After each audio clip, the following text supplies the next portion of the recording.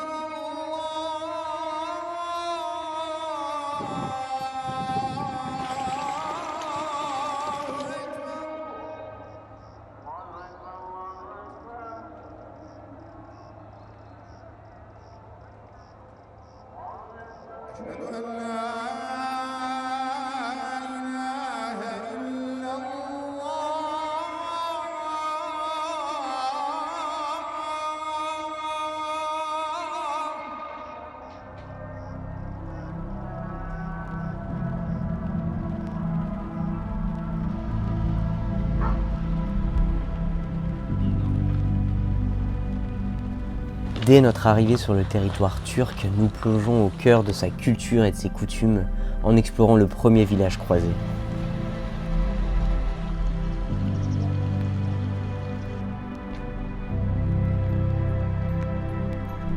Saali, jeune tenancier turc, nous a accueillis à bras ouverts pour notre première nuit en Turquie. Cela dans son café où le cœur de l'activité réside dans la vente de thé, si important ici. Il en vend près de 200 par jour.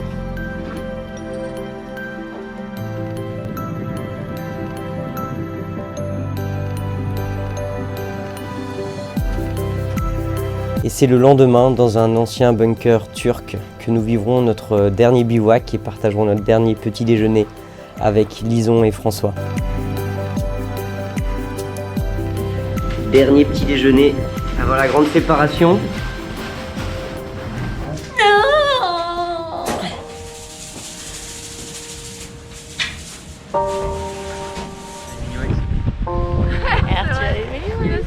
Ouais, ça tient.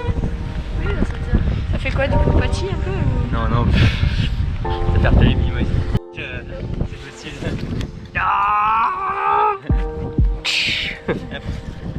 Je disais, on va se rejoindre en Cappadoce en fait, parce que vous passez par le nord, vous redescendez, nous on passe par le sud. C'est ça. Et hop là. Et comme on va attendre un colis, tu vois, bah, Ah oui, forcément, les colis, ouais. l'histoire de la vie des cyclos. colibri, on vous attend.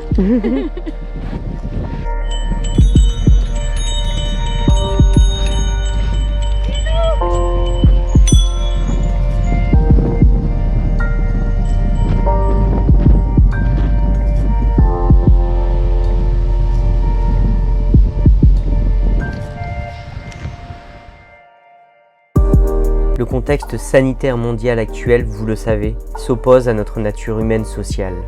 Toutefois, le voyage à vélo comme nous le vivons depuis plus de 6 mois maintenant contrebalance cette tendance. Les rencontres d'autres cyclopotes s'enchaînent, nous font grandir et évoluer, à l'image des moments partagés avec Lison et François pendant plus de 2 mois, de l'Albanie à la Turquie. De manière authentique et rapide, nous avons tous appris des uns des autres et su apprécier davantage l'immersion chez les locaux qui eux aussi participent à cet apprentissage. C'est donc enrichi et maintenant à 2 que nous nous dirigeons vers la côte ouest de la Turquie, à la poursuite de notre aventure. On est complètement embourbé. Le vélo n'avance même plus, tellement il y a de sable partout. Alors en fait, la piste était vraiment géniale tout au début. Il y avait un petit peu d'eau à un moment, du coup on avait décidé de contourner par les bois. Et à un moment ça avait l'air sympa, on est revenu ici. Ça a commencé là-bas, ça se finit, je sais pas trop où. Mais maintenant on va plus se faire avoir, on va finir toute la piste en passant par le chemin d'à côté. Et toujours finir par les chaussures pour la mise en beauté.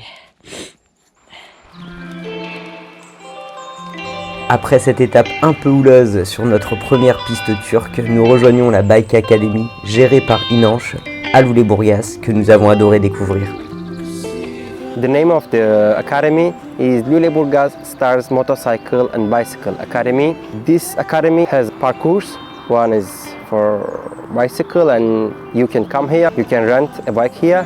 It's free to half an hour and you can learn or practice how to ride a bike, or we teach you how to get balance on the bike and how to ride the bike and some rules.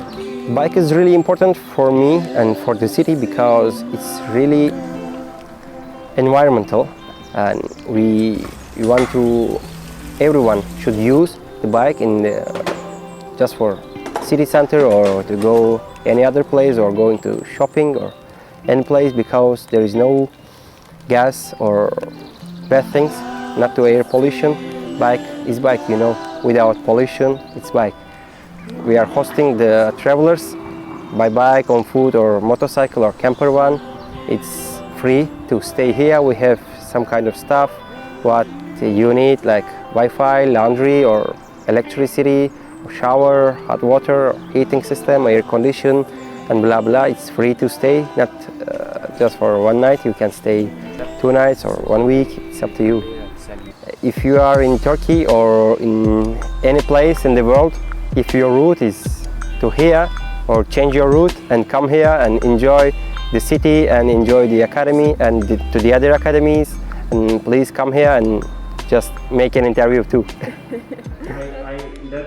Keep contact, yeah? Yeah, we stay in contact. And you know, this is you cannot cycle too much.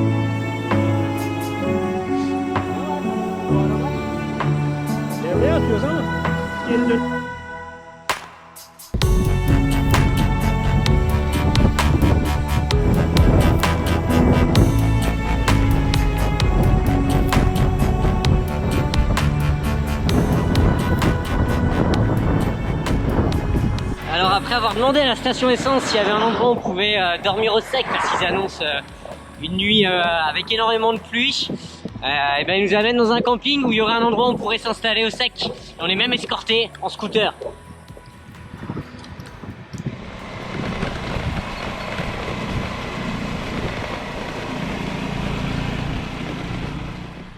Voilà l'hospitalité des Turcs, parce qu'en fait du coup demain, enfin à partir de 18 h là, et demain toute la journée il y a pratiquement entre 5 et 10 mm par heure de pluie, et du coup on voulait pas forcément rouler, et comme je le disais, on s'est arrêté à une station essence qui nous a emmené chez ta mère, qui est donc turque et qui a un camping mais qui est fermé donc pour la saison, et du coup il nous a offert ce petit bungalow dans lequel on peut s'installer 1 ou 2 nuits sans problème, voire plus comme il nous l'a dit. Et on a déjà un petit peu aménagé avec l'espace dodo, et puis bah c'est tout, mais ça suffit très bien. Ta mère vient même de ramener son équipe pour nous installer l'électricité dans le bungalow. Du coup on sera parfait là-bas. Chez ta mère, c'est aussi pour nous l'occasion de faire connaissance avec le Kangal, ou berger d'Anatolie, qui est un chien utilisé pour la protection des bêtes, mais aussi des maisons des locaux.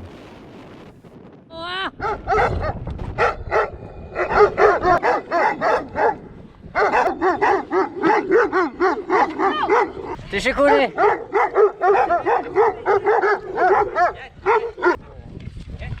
Teşekkürler. Bon, après s'être fait courser par énormément de chiens, Laura, On a peur, alors on descend, on apprivoise. on y va tout doucement parce qu'en plus là il y a les bêtes là-bas et souvent les chiens protègent un peu, et du coup c'est mieux de descendre du vélo et de voir un peu comment ils vont réagir, mais normalement ça passe bien. Ouais, parce que c'est pas la première fois qu'on risque de se faire choper les mollets. Des fois il y a des meutes de chiens, 4, 5, 6 chiens qui nous courent après et qui manquent de nous croquer les mollets, et voilà, la meilleure réaction c'est de ralentir, s'arrêter et essayer de discutoyer avec eux c'est de parler le langage du chien.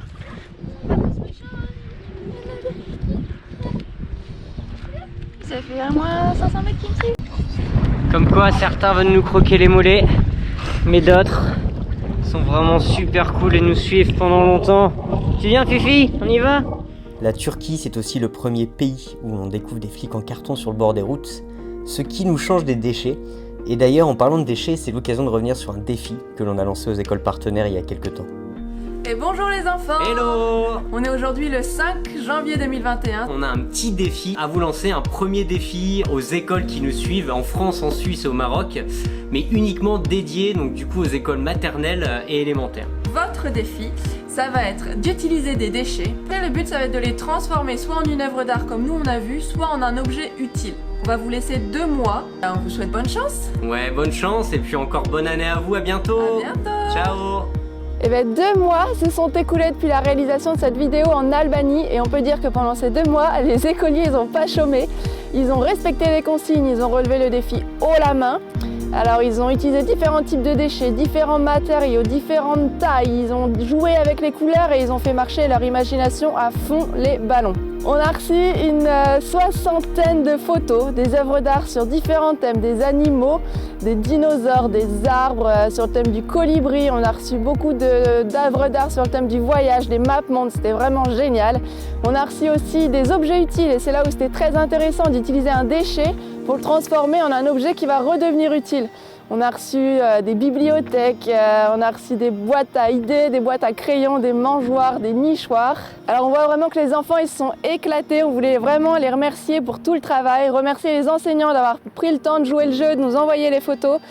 Nous de notre côté on prend le temps à notre tour de voir avec nos partenaires pour récompenser toutes les participations, ça nous tenait vraiment à cœur. Vous de votre côté, si vous avez des idées de savoir ce que vous auriez fait avec ce défi, n'hésitez pas à nous le dire, ça nous intéresse. De notre côté, on reprend la route et puis on va essayer de réfléchir à de nouveaux défis parce que nos défis s'inspirent toujours de ce qu'on voit sur la route. C'est reparti! Regardez ça, on se croirait à Lille sur la 1, aux heures de pointe, en plein milieu d'une autoroute turque.